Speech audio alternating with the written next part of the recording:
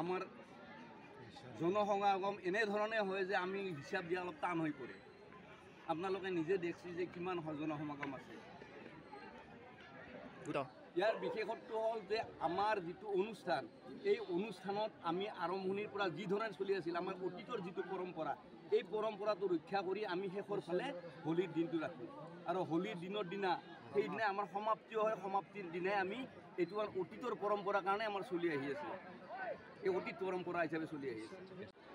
এয়া হৈছে 122 সংখ্যক ভোগপাৰা আঞ্চলিক দৌল মহোৎসৱ।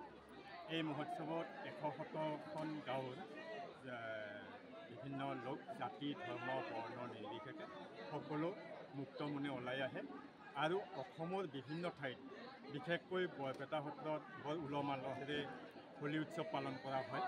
তথাপি কিন্তু ভোগপাৰা আঞ্চলিক দৌল মহোৎসৱৰ বিশেষত্ব অকণমান সুকীয়া। এই মহোৎসৱত সকলো জনসাধাৰণে ওলাই আহে। এতিয়া আমি 500 চকী আনি দিছোঁ, 500 চকী আমাৰ আঁতা নাই, বিভিন্ন মানুহ আছে। লগতে এই অনুষ্ঠানত আমাৰ 5দিনীয়া অনুষ্ঠান, এই 5দিনীয়া অনুষ্ঠানত বিভিন্ন আমাৰ জাকজমকতাৰ মাজেৰে অনুষ্ঠান পাৰ হ'ব আৰু শেষৰ দিনাখন আমাৰ এজন বিশেষ গায়কৰ সংগীতৰ শৰাই আগবঢ়াব। তেওঁ হৈছে সন্মানীয় সঞ্জীৱ বৰা মৰিগাঁও, যাক অসমত জুনিয়ৰ জুবিন ৰূপে পৰিচিত।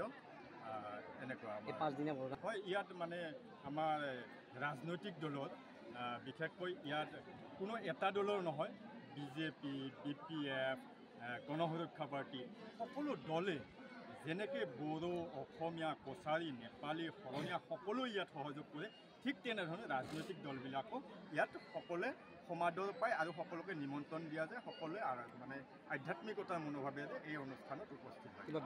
ব্যতিক্ৰমী কাৰ্যসূচী ইয়াত কোনো ধৰণৰ অপ্ৰীতিকৰ ঘটনা ঘটিব পৰা ধৰণৰ অনুষ্ঠান নাথাকে। ইয়াত মানুহৰ মিলাপ্ৰীতি, ঐক্য, সংহতি কেনেকৈ ৰক্ষা হয় সেই নিমিত্তে অনুষ্ঠানবিলাক পৰিচালিত হয়।